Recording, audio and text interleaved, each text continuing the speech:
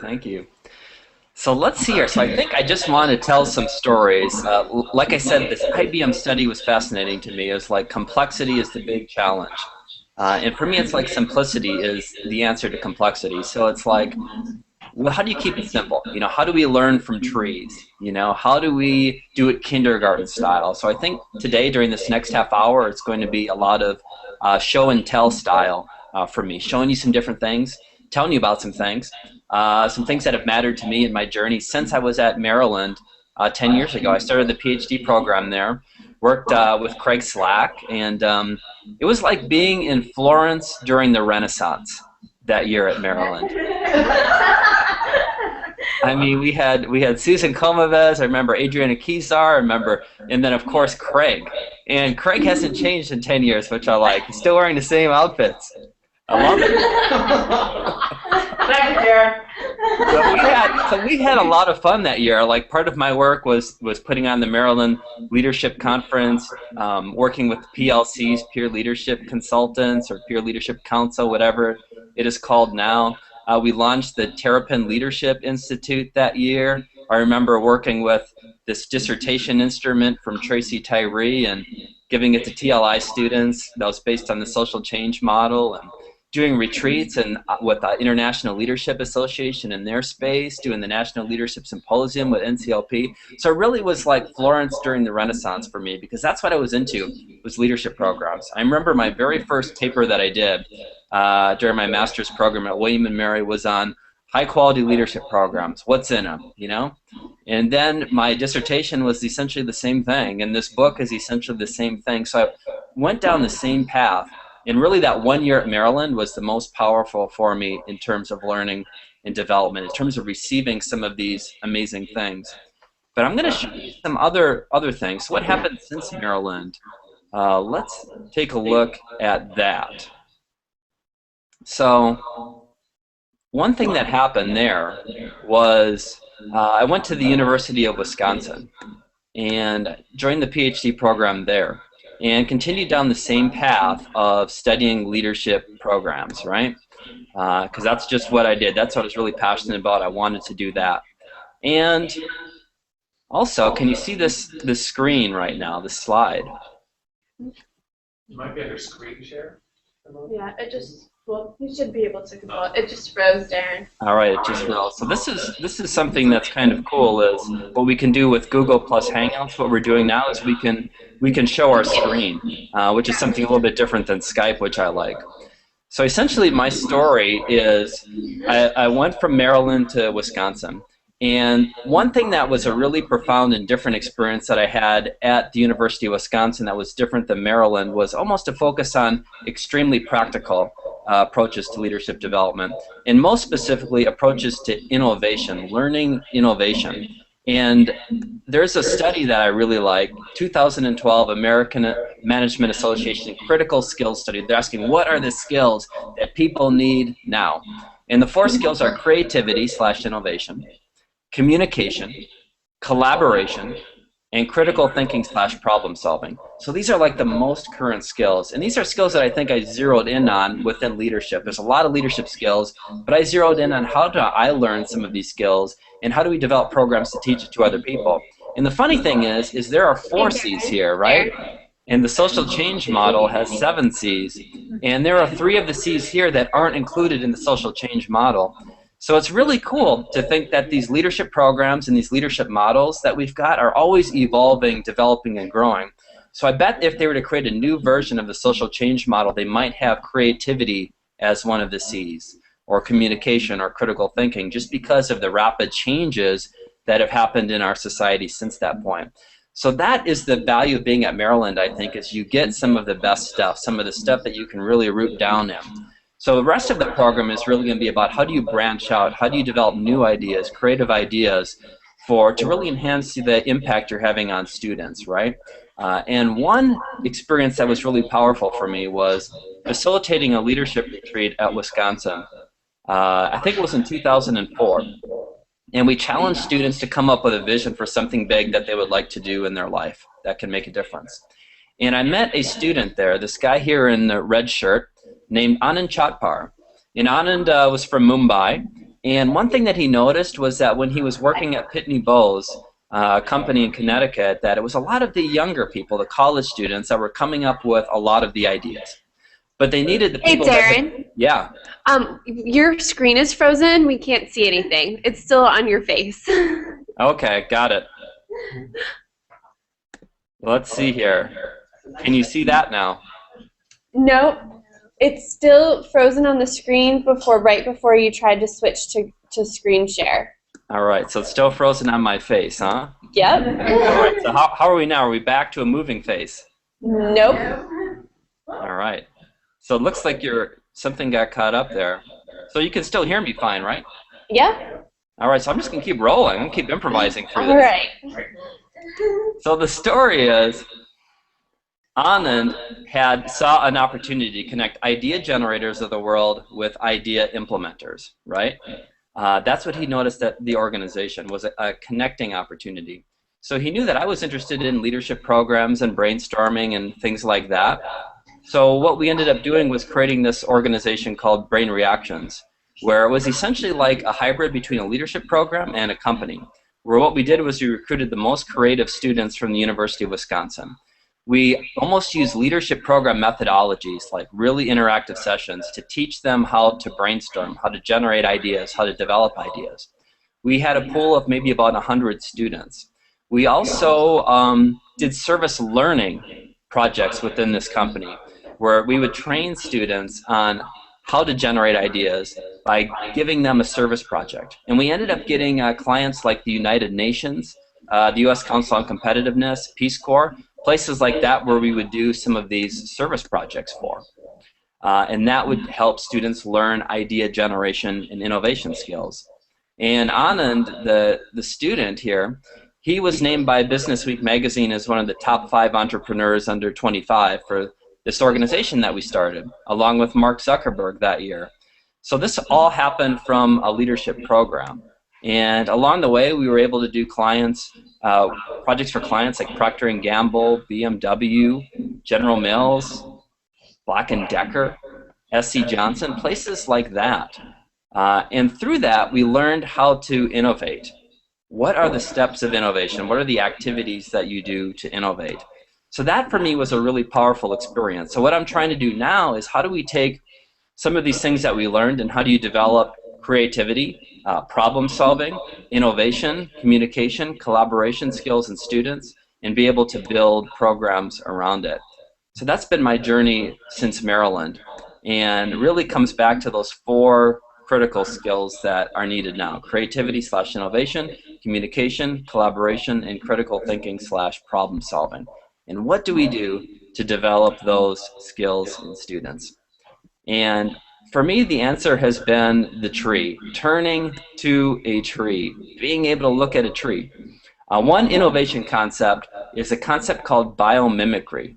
And what biomimicry is you look at something that's happening in nature, something that is working in nature, and you figure out how do you apply it to the challenge that you have or what you're trying to do. So I was really interested in this concept because stuff in nature works, right? So I was like doing a yoga class one day, and I was there in this pose known as tree pose. If anybody does yoga, you might know what this pose looks like. And I was looking out the window, and I saw a tree, and I was kind of contemplating that tree. And I realized that what we're doing in leadership programs is really trying to help students grow, right? We're trying to help them grow, trying to help them develop. We're trying to help our programs grow too. So what better model or metaphor is there to do that than a tree? And you're like, okay, well, how does a tree grow, right? And you look at it, a tree grows by rooting down and branching out, right? It starts out by letting its roots go down and out. And we always thought that going down and out was a bad thing, right? But it turns out it's a good thing in nature. That's how a tree starts, by going down and out. And if you even look at the cover of the book, you see an image of the acorn, right? And what you will notice that even in its first moments of life, that acorn is rooting down and branching out. That's how it grows.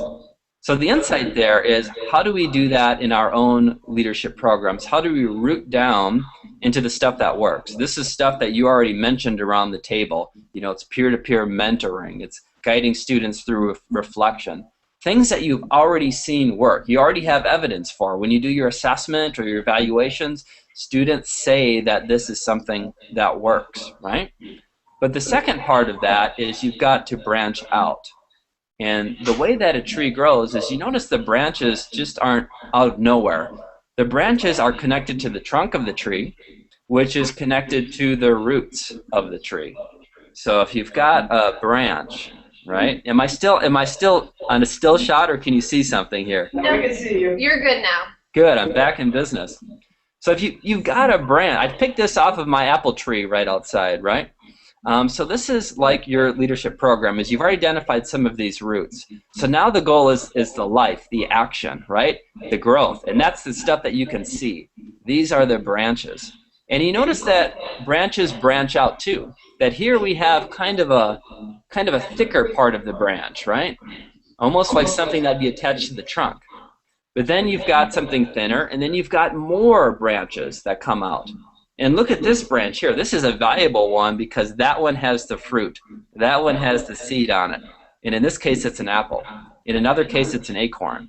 But the small branches, the new branches, those are the ones that produce the impact, the effect, the outcomes that you're trying to get at. The fruit, something that a guy like me can just enjoy, right? It's got a use.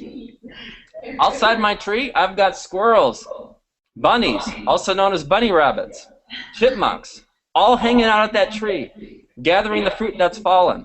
Whole systems are taking place in that tree. Chipmunks will climb up. They'll shake apples down. Bunnies will start eating those apples on the ground. Chipmunks will scare the bunnies away when the apple gets half eaten so they can grab it and take it back to their home, right? This is how valuable producing an impact that matters, an effect that matters is. And it comes from branches, the actions you take in the program, the unique ideas. But remember, those are connected to stuff that works, stuff that we know that works, the roots, things like reflection, peer mentoring, things like that. So that is, I guess, an insight on how you might be able to innovate your program. Just be able to look at a tree and say, okay, how can we root down more into the stuff that works? And Emily, does everybody have that worksheet that I gave? They should. If not, yeah. Okay. So this worksheet, I'm going to try to show it on my screen right now. In this worksheet here, are we in business here? Can you see this? Yeah. Yes. All right, It's good. small, but we can see it. Okay, so that's just to give you an idea of what the worksheet looks like. So you should have something like that in front of you. So this is the main tool that I like to use. So if you've got the book, Root Down and Branch Out, the best thing I think is being able to go through this kind of worksheet and take a look at your leadership program. You know, whatever that might be, it could be a course, it could be an office of folks that you're developing and helping to learn and do good work. It could be a co-curricular program, it could be your advising, whatever. But to almost go through those attributes, and the attributes are also known as roots. They're the positive attributes of your program, and be able to assess, okay, do we have this in our program? Do we have diverse and engaged students, right? When we look at our program, do we have that? Do we have experienced and committed practitioners on board here? Do we have educators who model leadership and support? Do we have, let's see what the next one is, participants who unite through small groups, right? It's always good to break that large group down into smaller groups. We have participants who foster a culture of challenge and support, right? So a lot of these things are like roots, right? They're kind of unclear, hard to see, like something underground, but it really holds up the program, you know, almost like that culture of challenge and support. Do we have a lot of one-on-one relationship cultivation happening here? Do we have students who practice leadership individually and collectively? Do we have students who engage in reflection activities, connecting leadership theory, their experiences, and themselves? So there's a lot of different attributes. I think there's nearly 20 of them. There's 16 of them, right? So those are the roots. So you'll probably find that you have many of these in the work that you're doing already. You probably heard around the table some things that people were doing that were roots of their program that were working that maybe you weren't, or maybe you had some roots in common. But that is something, an easy way to innovate from. You want to innovate from the roots. You want to grow from the roots. You want to grow from stuff that already works. But the best column here is, I love this actions column, right? There are a couple of actions already that show how do you bring this attribute to life? How do you branch out from this root? But mind you, those actions are kind of they're the big branches on the tree, right? But there's opportunity for you to keep generating ideas, keep trying new things out for your program related to those roots, to those attributes that are already working, right? They could be things that are really specific to your setting, like Maryland students or things that you have in Maryland. They could also be new technologies that are emerging that you can try something with, like this.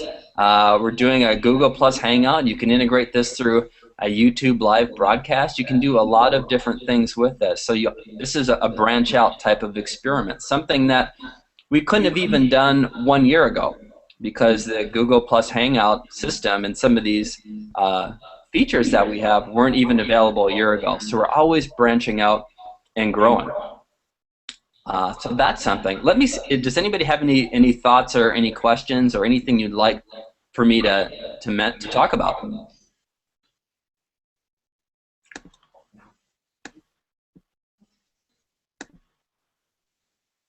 All right, let me show you something else that I think is pretty cool too. So this is something that I think almost summarizes what it is that we're talking about here with how to, I guess, create leadership programs and how to facilitate them. Do you guys see this cone of learning image? Yeah, it's small though, Darren. All right, so I'll talk you through it. And what we're doing right now is the passive nature of involvement. That's like what's on the right side. It's like I'm telling you something, I'm showing you something, right? And I love this. After 2 weeks, we tend to remember only 10% of what we read. So I could give you just an article about innovating leadership programs by rooting down and branching out, but you might not understand very much of it because we just don't learn very much about what we read. You've probably found a scenario where you're reading a journal article for grad school and you finished a whole page and you didn't recall anything of what you read. And that's not surprising. We only recall 20% of what we hear. So somebody just lecturing to you, you're going to get a little bit more out of that, but not much. But then at the most highly engaging passive level involvement, we might retain maybe 30% of what we see. So that's why adding pictures or visuals really makes a big difference. And 50% of what we hear and see. So being able to do something like this, perhaps, where you're showing a visual and you're talking somebody through it, that's about as good as you can do at the passive level of involvement. So sometimes you've got to be passive, right? So that's a good way to do is how can you engage them with what they hear and see. But what is really powerful is this active nature of involvement. The bottom of the cone. We tend to remember 90% of what we both say and do, right? So tomorrow you'll probably remember how you introduced yourself to the group. You'll remember what that root was that you mentioned to the group, right? But you may not remember a lot of what I tell you, but you'll remember what you said, what you thought, what you got out. And the very bottom of this cone of learning is doing the real thing. So that has really been my focus since leaving Maryland is how do you help people do the real thing in a program? How do you guide them through doing the real thing, activity by activity, step by step in a sequence? And how do you build programs around doing the real thing? So really, if I were to sum up a lot of the attributes and roots that you'll read in the Root Down and Branch Out book, it would be about helping students to do the real thing. And then alongside that, you've got reflection, you've got discussing it, you've got a lot of other things that kind of coalesce around that. So doing the real thing is a really key piece, I think, to the kind of work that I'm doing now. So let me do some more show and tell here. So here's the kind of programs that I've been building lately, and I would call these, extreme branch outs, right? I think many schools should start with social change model type of programs, right? These are the foundations, the fundamentals. But I think the real opportunity now is to create new programs that are creative and that are maybe targeting some of these skills that are just emerging that we need, or maybe even using technologies that are just emerging. So I try to apply a lot of what I learned in the innovation field to leadership programs. And I think that's always a great place to learn. That's something we've learned about innovation, is that you learn the best from something outside and by plugging it inside to you. So what can you learn from the innovation field for leadership programs, right? Because I'm pretty sure that you know a ton already in the leadership education field, and you probably already know a ton in the student affairs field. So the way for you to innovate your programs and your work is probably to pull some of these things in, try some new technologies out, things like that. And one concept is a concept called a minimally viable product, or a prototype, or a pilot, as we know in education. And that's what we're a part of right now. As Emily and Craig were so gracious to try this minimally viable product. You know, this is the first time I've ever done an event with Google Hangout like this. And this, for me, is a huge innovation, because it means that I don't have to travel somewhere for 2 days to do something, right? I can still show people some websites, some slides, some screens. We've got all kinds of different things that we can do here. We've got, there's all kinds of effects that you can do. Like, for example, I can you see that? You can add a monocle, you know? So this is pretty cool. It's pretty cool, but it's pretty new. So it's going to be a little bit messy, and it's sometimes a lot messy, right? But you've got to kind of swashbuckle your way through that. You know, it's all about improvising. And people generally think it's pretty fascinating to be a part of something that's done for the first time, that's kind of improvised your way through. And after they do that, they might learn how to implement it themselves, be able to do it better. So what we're doing right now is, you know, prototype. It's a minimally viable product. It's like we've just got barely enough stuff to be able to make this happen. We know it's going to be a little bit of a mess, but it's pretty cool to be able to try something new like that. So that could be something to think about, is what prototypes could you build and launch? What minimally viable programs, right? Maybe you don't build a full program, but you build just a 1 hour type of session that's like this. Right? So you do it that style. And for me, I just love being able to have this technology now. This is a blast. In Google Hangouts, you can do a lot more than you can on Skype. You can we could share a YouTube video and watch that together and talk about it. We can have up to, I think, 10 presenters. So you can see we have two cameras. We can have, I think, up to 10 of those with 10 different people sharing. We can have people who are just watching through a YouTube channel. So that's pretty cool. It could be a pretty cool thing to do. And one thing I think about with leadership programs is one of the trends now are these MOOCs, massively open online courses. And you hear all of these elite universities racing to do MOOCs, right? Like Stanford, Harvard, MIT, where essentially the course is free and open to anybody. But then the add-ons are, okay, if you want to be assessed in this course, do the project, do the tests, exams, get a certificate, then that's an extra thing. But that's a movement that a lot of people are doing. So that's what I think about, is how can you create kind of these MOOCs around leadership programs. And Maryland would certainly be the place to do something like that. So these are some innovation things that are happening in education right now that are fun to experiment with right now. And I'll show you the kinds of programs that I've been building lately, since we've only got a few more minutes left. But so far this year, I've done four major things. The first thing was publish this book. That was done in March. The second thing that I did was create a program to teach higher ed staff members innovation and guide them through innovation step by step through a flip the classroom style program, more of a video-based program. So I'm assuming you guys can see that. We can. Yes. Okay. So this was done with the Vice Provost of Diversity at the University of Wisconsin. They have a staff of about 70 people. And what they want to do is to be able to create new programs as well. And what we did was created 10 video modules, each about 15 minutes long, where I guided them through the innovation process, step by step, from challenge to questions, to ideas, to idea analysis, synthesis, concept development, creating concepts that you're ready to validate and launch. So this page here just kind of shows about that process of building that kind of program and samples of what some of the video modules were. So then, like that cone of learning, the way that I did this program wasn't so much me lecturing about this or having them read something. I just did a project too where I invented maybe 8 or 9 different programs for higher ed, and I showed them how I built them step by step. Here's how I identified the challenge. Here's the questions I came up with. Here's maybe 70 ideas I generated. And I showed them the activities and walked them through that as well. So the insight here, I think, is if you're in that passive level, the things that we can do now are pretty interesting with video. It's better than reading, better than just lecturing. But if you're going to do a video, learn the lessons from what works for leadership programs, right? Some of those roots, that the video should be about activities, guiding students through activities, showing them examples, giving them a project that's real that they can launch. So that is the first program.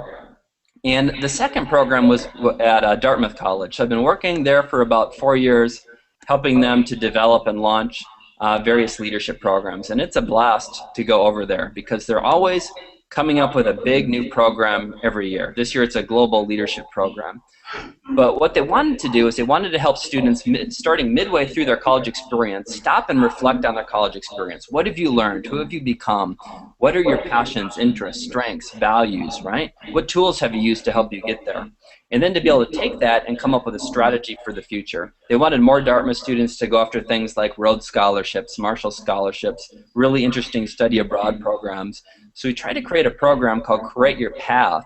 That this one also, this was 8 video modules, maybe about 15 minutes each that students do.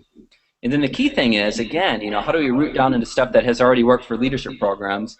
Again, it's guiding students activity by activity. But the purpose of this is we design a program. So students this next term will do the program in teams of 3. They'll go down their path in teams of 3. I'll head down there for a closing event to kind of get them to start taking action on some of their things. But that is that program. So these are kind of at the most highly engaging passive level. So they're visual, they're activities, me talking them through, showing examples. But then we design that active level too, where students are in small teams, the peer-to-peer mentoring, reflecting together, doing something like that. And one last program I'd like to show, and this is the biggest leadership program that I've ever been a part of. And this is kind of like a really cool dream come true for this one, where high school students has never been that great of an interest for me because I feel like I didn't learn that much in high school, right? I got a D in English in high school, never went to prom, never was a starter on the basketball team, didn't make the dean's list. It was kind of disappointing to me. But I realized that most of the stuff I learned came later when I focused on these skills that really mattered, like collaboration, communication, problem solving, creativity. I encountered Craig Slack, you know what I mean? Things like that. So this is the latest program that I've been working on, and we're launching it right now. It's called Lead to Feed, and it's a partnership between the USA Today, the Lift the Life Foundation, Yum Brands Foundation, where what it is it's a program, the leadership program that students can do in their high school class. Their high school or middle school teacher will launch the program for them in the class. It's a series of 10 lessons, again, in that philosophy, step by step, doing a real project. In the real project, the student teams will work on is fighting hunger, either around the globe or in their community. But they'll go through a process of, being themselves, knowing themselves, forming their team, understanding what hunger is, who's hungry, why, who's doing something about it, what are the current ideas, setting a big goal, being able to then take that big goal and develop ideas for projects they can do, and then be guided through how do you execute a project well and create that awesome team culture still while you're doing it. So this is a huge program with a lot of funding behind it, so it's free for any teacher in any school. I think the goal is to reach about 1 million students through 2,000 different schools. And the really interesting thing is at the end of the year, there's $500,000 that will go towards student awards. So if your team of students did a project for the local College Park Food Bank and you submit that, maybe create a video about what you did, odds are pretty good the first year that you might win at least a $1,000 award that would go to that food bank for a secondary impact. So it's kind of like plugging in some of that service learning stuff that I actually learned at Maryland into that kind of innovation philosophy of how do you step by step take a challenge, create ideas, and launch those ideas. With this opportunity that needs it, I think high school, you know what I mean? So the big thought here is taking what we learned with leadership programs and applying it to other settings, right? What if a leadership program could be a high school English class, right? So for most of my work, I would say since I left Maryland, it's taking what I've learned with leadership programs and applying it to different settings, other kinds of classes, organizations, right? Being able to connect in from the outside some of that leadership program stuff that I saw was working really well for student learning and development. And that's ultimately what we're about in education.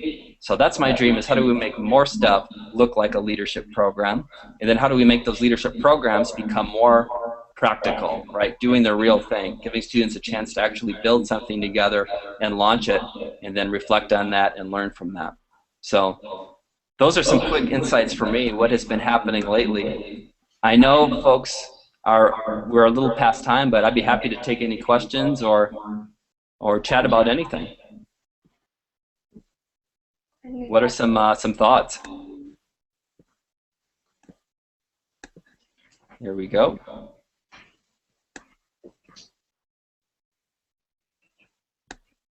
All right, we're back in business. We have a question. All right, what do we got? I would like to know how we can get a hold of your book. How we can get a hold of the book? Yes, Yeah. can you get it? It is on Amazon, so I would do that. But actually, there's a better spot to be able to get the book, and it would be directly through my website. So I would just go darrenike.com/book. And the reason why that is a good one is because on that page is where I've put all of the other premium resources. So there's also like a copy of the assessment sheet that we handed out for you today. That's on there, as well as like some other articles and things like that. So this would be the URL to go to, darrenike.com/book, because you can just get it right here on this link. But the cool thing is there's these premium resources for readers, assessment sheets, articles, other lists and whatnot, more for me on that. So that would be the best place to go, would be to that URL. Thank you. Darren, this isn't necessarily a question, but it's more, I guess, directed to everyone. You know, what are ways that collectively, as this community, practice around leadership, what are things that Darren was talking about that we could potentially create that would serve all of us? You talk about the videos or the online class or the. I was just thinking, wow. I mean, I wonder if there's something that we all brought to the table in terms of either strengths, experiences, things that we come from our graduate work or just our own personal interests that could build some bank of information that we could use. Yeah, I think building videos would be really cool. Even if one person took one video and you made like a 5-minute module on your best stuff, you know what I mean? It could be your best story or your best activity to show people how it's done, walk them through it, and create a collection of that. That would be really cool and really powerful. That would be a really awesome idea. Or you could just do as a team the program innovation program I did, and as you're going through that program, build something like this. Maybe there'll be other ideas that emerge that are even better and will have even more practical use too. So, but that would be a cool thing, is to focus on what is a really cool, innovative, new thing we can branch out with now and create and build, especially as a community of leadership educators that could almost be shared with other leadership educators around the country too. You could do a Google Hangout conversation with 5 different people. Another idea.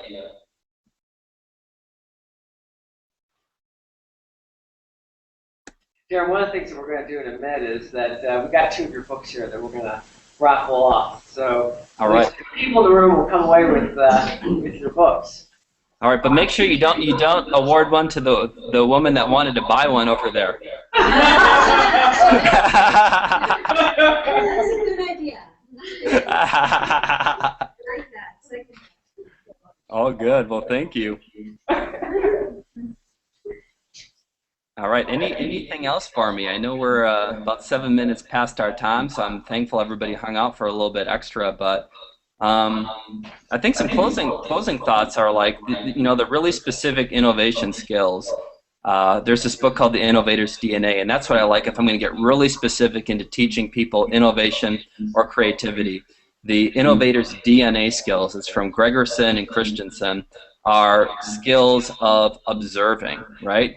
Skills of experimenting. And that's really what we're doing today. You're a part of an experiment and we're observing it. Skills of associating, where you're coming up with new ideas based on associations, just like what we did with Craig. We're doing a lot of associating from technology and videos for new ideas leadership educators could do. Another one is networking.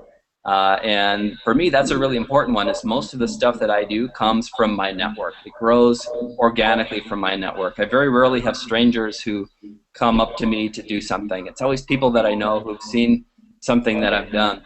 So forming the network is really important for me. So if you want to, I'm on LinkedIn.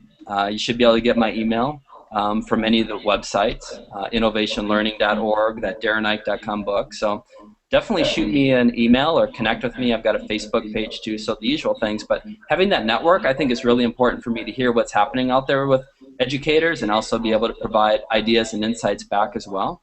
So definitely connect with me. And hopefully we'll be able to do some collaborations at Maryland soon, get out there and design some programs, do some cool events too. I would love to be able to do that. That's always been a special spot for me. So glad to be able to try this experiment with you. You guys were the right group to give the first minimally viable product, rapid prototype, pilot a go on Google Hangouts. And the next time we do it, I'll wear the monocle the whole time. All right, thanks a lot, Darren. Thanks, Darren. All right, thanks, guys.